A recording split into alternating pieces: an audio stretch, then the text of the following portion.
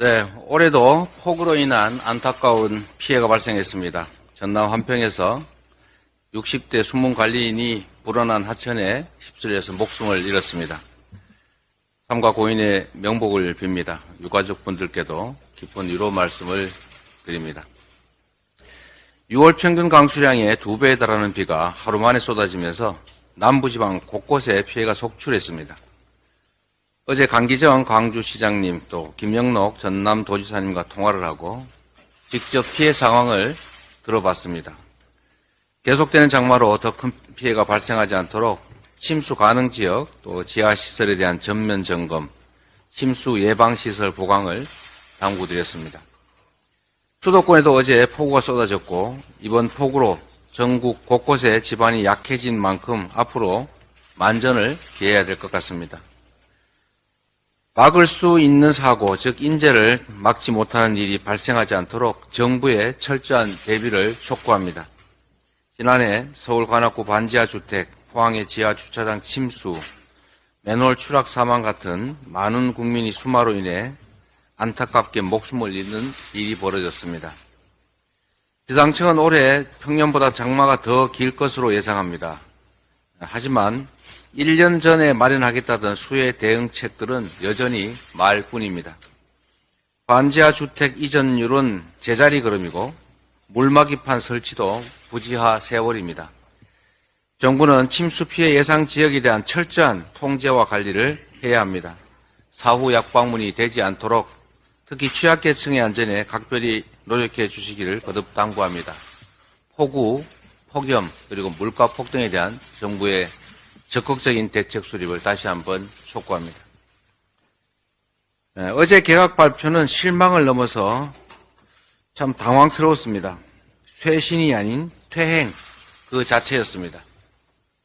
통일부 장관 후보자는 김정은 체제 파괴를 주장해 왔습니다. 친일 독재를 미화하고 제주 4.3 사건을 좌파 세력이 대한민국 성립에 저항한 반란으로 규정했던 대한교과서의 필진이기도 합니다.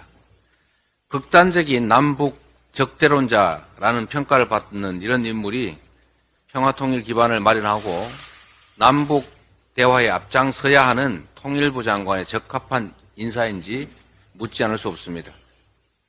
김홍일 국민권익위원장 내정자도 마찬가지입니다. 도곡동 땅 BBK 의혹 수사 책임자로 대선을 열흘 앞두고 이명박 당시 대선 후보에게 면죄부를 주었던 당사자입니다. 이후 중수부장에 오르면서 승승장구했지만 그가 덮으려 했던 사건은 결국 유죄로 판명됐습니다. 권익위원회는 행정부 중에 유일하게 기관명에 국민을 앞세운 기관입니다. 이는 어떤 권력보다 국민의 권익을 우선하고 지키라는 것입니다. 그런 자리에 권력에 줄을 댄 정치검사를 임명하다니 가당치가 않습니다. 정치의 역할 그리고 대통령의 역할은 국민을 통합해서 국가의 에너지를 하나로 모으는 것입니다. 극우 편향, 검사 편향 인사로는 등 돌린 민심을 회복하기 어렵습니다. 국정 운영의 새로운 동력은커녕 분열과 갈등, 대결만 확대될 것입니다. 꽉 막힌 지난 1년의 국정을 돌파할 방안이 오직 태극기 부대, 극우 유튜버뿐이라 생각하는 게 아니라면 대통령은 이번 인선에 대해서 전면 재검토하기를 바랍니다.